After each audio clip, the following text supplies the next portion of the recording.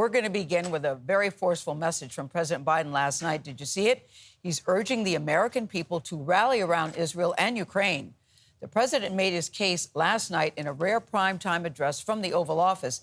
He argued that the U.S. should not let partisan politics get in the way of billions of dollars of new aid to those countries. A clear message to Congress. The president's speech comes as the U.S. faces criticism in the Arab world for supporting Israel in its controversial bombing campaign in Gaza, with a possible ground invasion looming. For more on this critical moment in global politics, let's bring in Ed O'Keefe, who is at the White House. Ed, good morning. Nate, good to see you. For the first time last night, the president tied together the conflict in Ukraine and the conflict in the Middle East, arguing sustained U.S. engagement now could mean less American bloodshed later. Let me share with you why making sure Israel and Ukraine succeed is vital for America's national security. President Biden, in a rare Oval Office primetime address, laid out the stakes for Americans, and he has some convincing to do. As new CBS polling finds, more than half of Americans disapprove of how the president's handling the Israel-Hamas conflict. And notably, a third of Democrats disapprove, which creates a challenge as he prepares to ask to spend billions more to defend Israel and Ukraine. Hamas and Putin represent different threats, but they share this in common.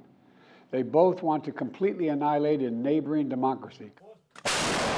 And while Russia's invasion of Ukraine stretches into nearly its 20th month, the president gave some of his most expansive comments yet, justifying continued U.S. support.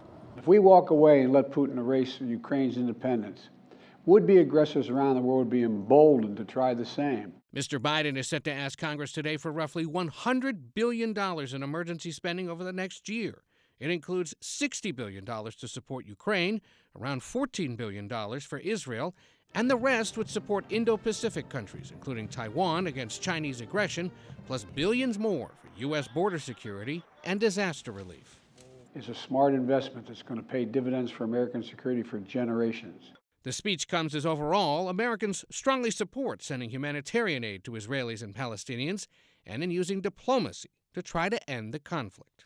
I caution the government of Israel not to be blinded by rage. The president also denounced attacks on innocent Palestinians abroad and here at home, recalling the brutal murder this week of a 6-year-old Muslim boy from the Chicago area.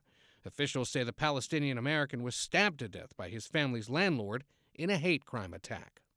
And to all you hurting, those of you hurting, I want you to know I see you. You belong.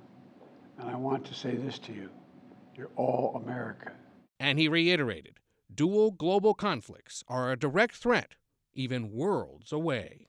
American leadership is what holds the world together. American alliances is what keep us, America, safe. The president also called out Iran for supporting both Russia's war in Ukraine and Hamas and says the U.S. will hold Iran accountable. Meantime, the Pentagon is preparing to send 2 more Iron Dome missile defense systems to Israel. Gayle? And before you go, Congress is in such disarray. So that means the funding for both of these conflicts are now hanging in the balance. Does he have any next moves? Yeah, he's going to continue working 2 challenging dual tracks. First, he's meeting today with European Union leaders, where he is tasked with convincing them that he'll be able to deliver on his promise of aid for Ukraine and Israel. And then there's the one you mentioned, getting the proposed funding package through Congress. There is already strong conservative Republican opposition to some details, and it's going to be impossible to get anything passed without an elected Speaker of the House. Gayle? So much work to be done. Thank you, Ed.